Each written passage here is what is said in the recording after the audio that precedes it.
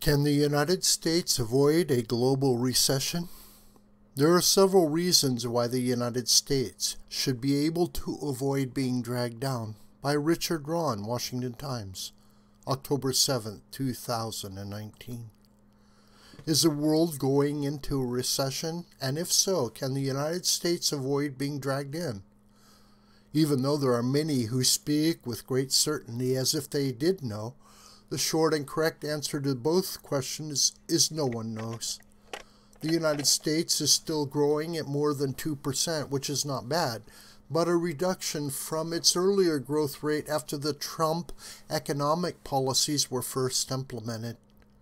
Despite Chinese claims that the world's second largest economy is still growing at approximately 6%, and many outside experts believe it is hardly growing at all.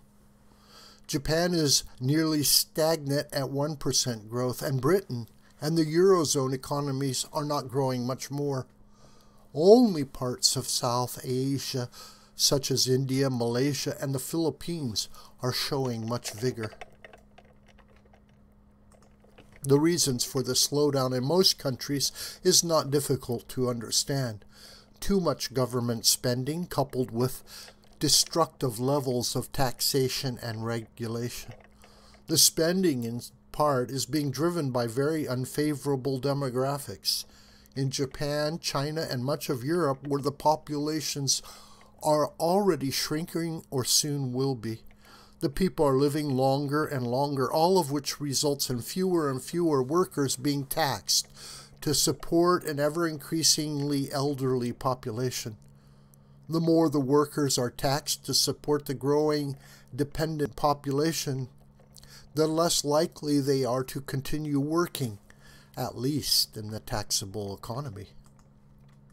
Greece is the poster child for the future of Europe, as well as Japan and China, where the ability to borrow or tax has reached its limit, resulting in falling real incomes.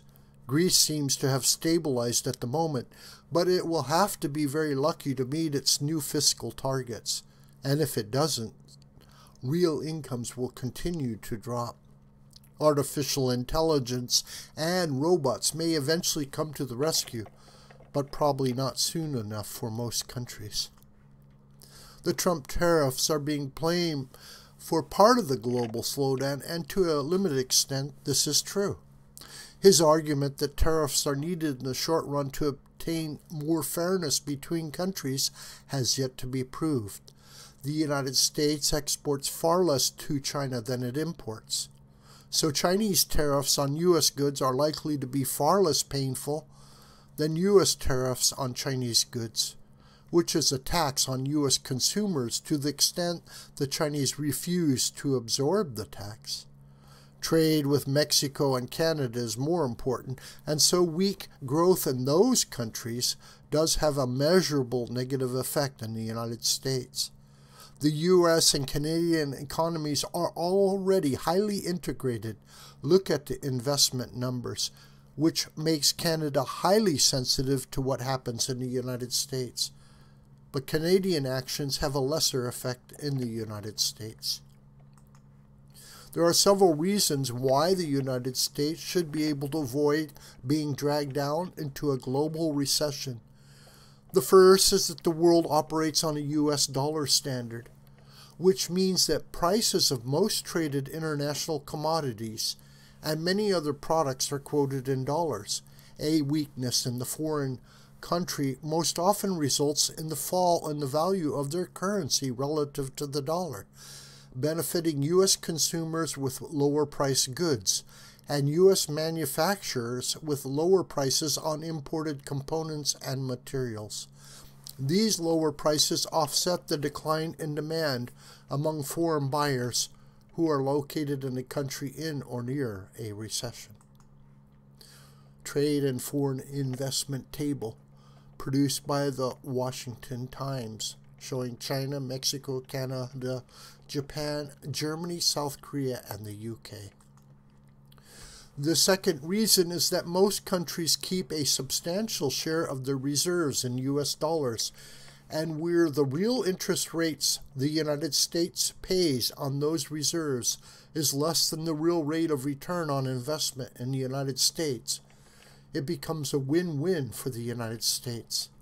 This is one of the reasons foreign countries are so desperate to create a substitute for the US dollar, which could be some form of cryptocurrency. Finally, broad measures of the U.S. money supply show it growing at a slightly faster rate than last year, which would indicate a recession in the United States is highly unlikely in the next year or so. The big surprise over the next year is to be China. The Hong Kong situation is very serious, for which there is no obvious easy way out. The Chinese have tried to keep a free market economy in production of goods, while at the same time have a very controlled economy in financial services and investment. In my judgment, that model is not sustainable. If they move toward a broader socialist economy, which they seem to be doing at the moment, they will end up with socialist stagnation. The only way out is a freer economy, which will increase the pressure for broader liberties. And the last wild card is that if it looks as though Mr. Trump is going to lose to a socialist, U.S. investors will look for safe havens around the world, which could drive the economy into a serious recession. This video is a production of the School of the White Crane. Hi, my name is John Brooker. Please subscribe to this YouTube channel, and please share this video with family and friends and on social media. May God richly bless you, my beloved.